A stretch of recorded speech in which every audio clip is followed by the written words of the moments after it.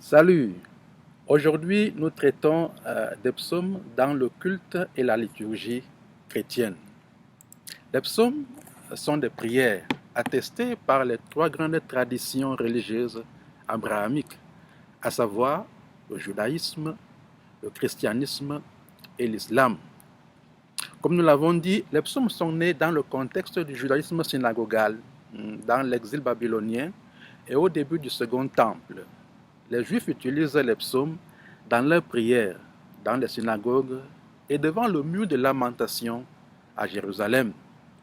Mais rappelez-vous aussi du grand Hallel, constitué par les psaumes 135 à 136, que les Juifs récitent toujours lors des grandes célébrations, notamment pendant le repas pascal. Rappelez-vous aussi des psaumes d'intronisation qui se récitent à l'occasion du festival du Nouvel An, que nous avons appelé le Tekufat Hashana, qui se célèbre au mois de Tishri, donc en automne. Le Coran parle également des psaumes. Dans le Coran, le livre des psaumes s'appelle Zabour, l'un des livres sacrés pour l'islam, qui a été révélé par Allah à Daoud, ça veut dire David, avant le Coran. David est considéré comme un prophète. C'est ce que révèle Sourate 17, 55, que je vais lire. Et ton Seigneur est plus connaisseur de ceux qui sont dans les cieux et sur la terre. Et parmi les prophètes, nous avons donné à certains plus de faveur qu'à d'autres. Et à Daoud, nous avons donné le Zabour, donc Sourate 17, 55. Le culte et la liturgie chrétienne également témoignent de l'attachement du christianisme aux psaumes. Les psaumes occupent une place de choix dans la liturgie chrétienne. Le psaume 78, par exemple, qui est repris en Jean 6, comme nous l'avons dit, meuble l'adoration au Saint-Sacrement, surtout le verset 24, qui est repris en chœur entre le célébrant et l'assemblée. Le célébrant dit au chant en latin, Panem de cielo prestitius tieis. Et le peuple répond, Omne delectamentum in se abentem. C'est-à-dire littéralement, pain descendu du ciel, il le leur a donné.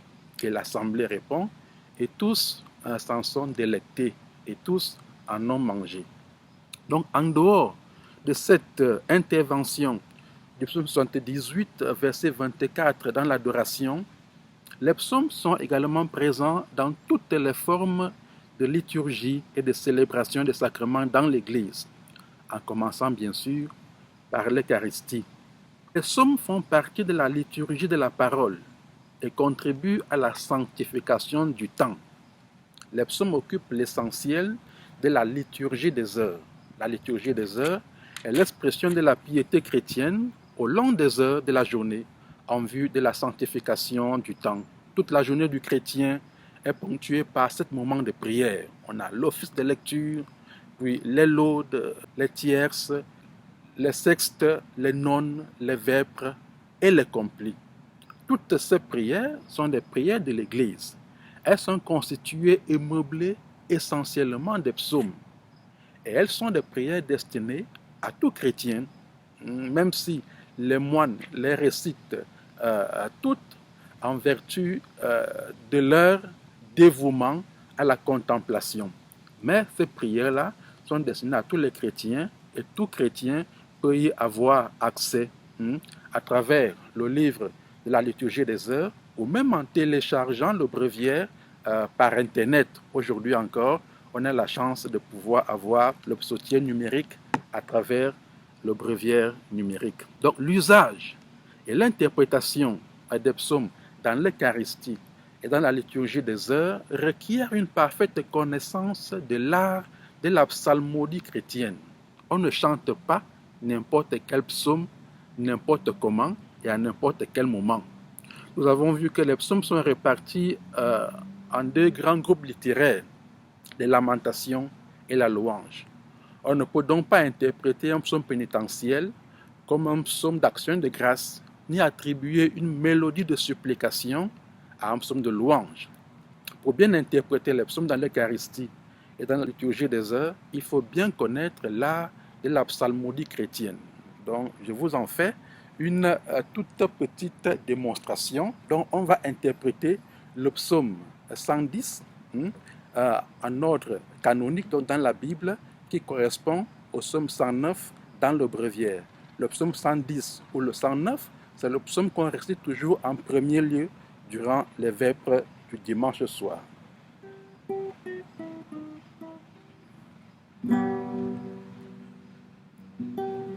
Oracle du Seigneur, mon Seigneur siège à ma droite.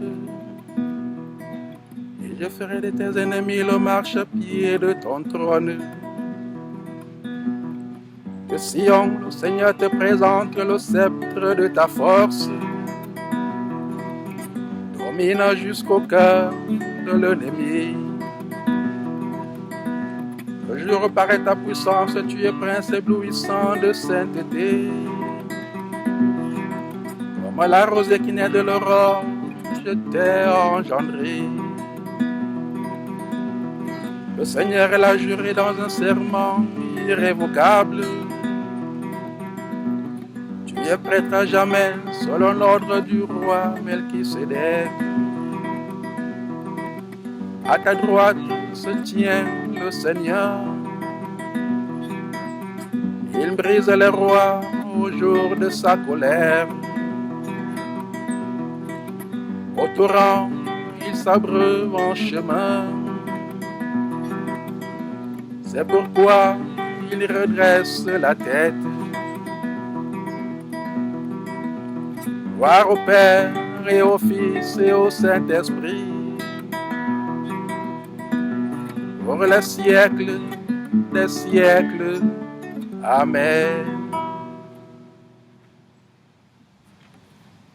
On a là un exemple d'interprétation musicale des psaumes dans le cadre d'une liturgie des heures ou alors d'une célébration eucharistique. Interpréter les psaumes à la messe ou pendant les laudes ou les vêpres requiert une connaissance de l'art de la psalmodie chrétienne. Un autre cadre où on retrouve les psaumes dans la piété chrétienne, c'est dans la méditation des psaumes et concrètement dans la Lectio Divina. La Lectio Divina est également un moment de méditation de la parole de Dieu et des psaumes. La Lectio Divina est la lecture spirituelle de la parole de Dieu. Et la lecture spirituelle de la Bible à la manière des pères de l'Église, du point de vue spirituel. Elle s'étend sur 4 phases. La première phase est la lectio, puis la meditatio, puis la oratio et enfin actio. Chaque étape peut durer plus ou moins 5 minutes et l'ensemble tourne autour d'une demi-heure. La lectio est la première phase, c'est la lecture.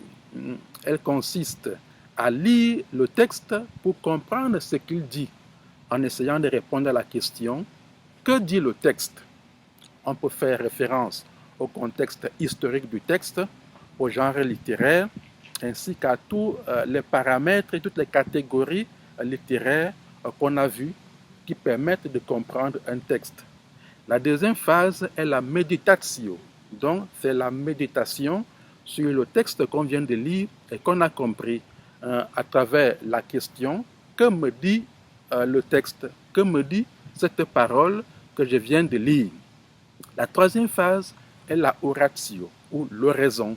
Et la question est « Que puis-je dire à Dieu en réponse à sa parole qu'il vient de m'adresser ?» Puis, la quatrième et dernière phase, c'est la actio ou action. Il s'agit de prendre une résolution pour mettre en pratique la parole.